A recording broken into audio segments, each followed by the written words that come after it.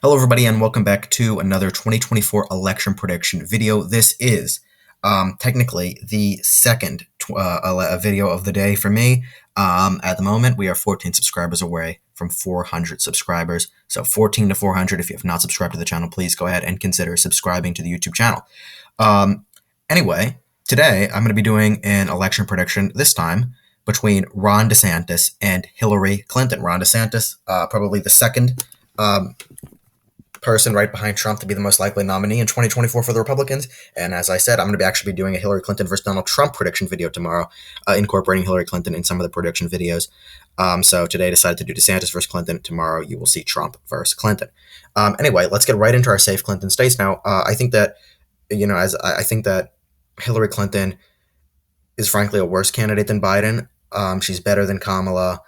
If I were going to rank the four main candidates that I think are being discussed right now, that is Joe Biden, Hillary Clinton, Pete Buttigieg, Kamala Harris, it would be from best to worst: Pete Buttigieg, Joe Biden still, Hillary Clinton, and then Kamala Harris. So Hillary Clinton on the bottom end, I don't think she's the best candidate for the Democrats. However, recent articles have suggested that Democrats are considering her. So let's get into our safe Clinton states. Safe Clinton states will not include Oregon. I don't think she would win Oregon by a safe margin, as well as Massachusetts, Rhode Island, or Connecticut and New Jersey would not be safe. I know that most people, when you could be likely, that means it would go below the 15-point victory margin for Hillary. Anyway, let's get into our safe Ron DeSantis races, safe DeSantis races, going through the middle of the country. The usual, probably going to get up to 100. Actually, I'm also going to include the state of Iowa as a safe DeSantis state by the time 2024 rolls around, especially with Hillary Clinton's popularity in the Midwest and in the North, and then the Rust Belt. Iowa would go by a safe margin.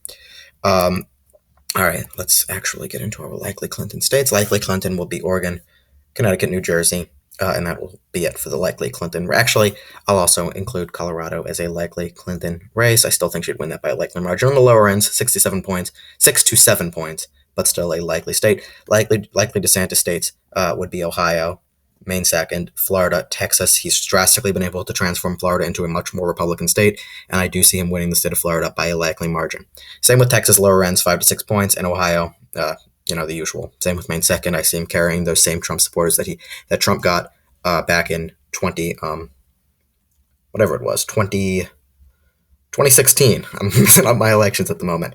Anyway, lean Hillary Clinton states. Lean Hillary Clinton. I think Glenn Youngkin, as we saw from the first day, is actually going to have that DeSantis effect on Virginia, shifting it a little bit to the right.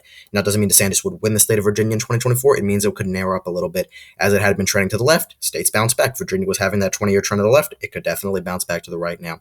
Things fluctuate, and that's just what happens in politics. But lean Democrat states, New Mexico. I'm going to give that to Lee. Actually, I'm not even going to include New Mexico as a lean Democrat state.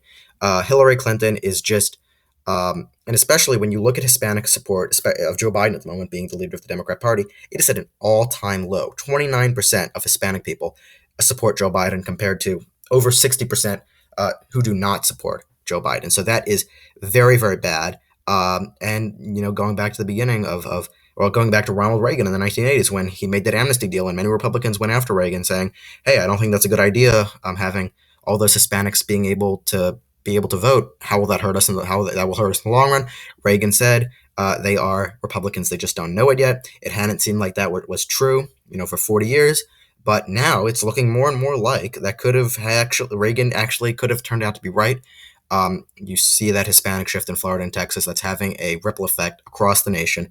And if Republican support goes from what it went from in 2020 with Trump getting about 29% of the vote, and if it goes to 35% of the vote with somebody like Ron DeSantis, you will see profound electoral implications and very, very bad electoral implications for the Democrats. So the only lean state I'll give Maine at large to Hillary Clinton. Lean DeSantis races will be the states of North Carolina, Georgia, Arizona, Nevada, Wisconsin, Pennsylvania, and Maine and Nebraska, 2nd Congressional District. So a lot of states that lean towards Ron DeSantis, showing that Hispanic shift throughout the country, Nevada, Arizona, Georgia. Not too much Georgia, Nevada and Arizona, continuing that shift. North Carolina still, going to the Republicans. So we have a few states left. It's actually a bit weird because I am colorblind, so it's harder to see the difference now with this new toss-up color that RCP has made a thing. But I can tell that I can see the remaining states of Minnesota, Michigan, Virginia, New Mexico, and New Hampshire. So yeah, I still can see it, but this new toss-up color is messing me up a little bit. Anyway, the tilt Clinton states, would be New Mexico and Virginia, while DeSantis would win Minnesota, Michigan, and New Hampshire by tilt margins, totaling up to 327 electoral votes. So Hillary Clinton, in my mind, is a very, very poor candidate for the Democrats to run. They would do much better running somebody like Pete Buttigieg, maybe even somebody like Jared Polis from Colorado, or even Eric Adams from New York City. I think it should not be one of those mainstream candidates. I guess Buttigieg is the one mainstream candidate that I mentioned. Colorado, Jared Polis, New York City's Mayor Eric Adams. More moderate Democrats, I think that people are kind of getting a little bit turned off from. Even like somebody like Joe Biden, who is represents more of the left wing of his party at this point. When you look at people like Joe Manchin, Kirsten Sinema, John Tester, even who voted against his vax mandate in the Senate, he's going to have to, the Democrats are going to have to nominate moderate people if they want to win national elections. That's just what most parties have to do, or people that at least appear moderate. And I think that Joe Biden is losing a little bit of that moderacy credibility. I don't know. So at the moment, 327 to 211. This is a Ron DeSantis versus Hillary Clinton election prediction. Share this video with your friends, please. Make sure they subscribe to the YouTube channel. And I'm so excited because we are within 14 subscribers from getting to 400. 14 subscribers getting 400 subscribers. So that is something I'm incredibly excited to get to. Anyway, thank you guys so much for watching this late video tonight. I hope that you enjoy on. I know a lot of people have snow near them. I have snow near me. I'm on the East Coast. So it is snowing. So hopefully you are relaxing, enjoying election prediction videos tonight. Anyway, once more, thank you guys so much for watching this video and stay tuned for more awesome videos. Have a great day.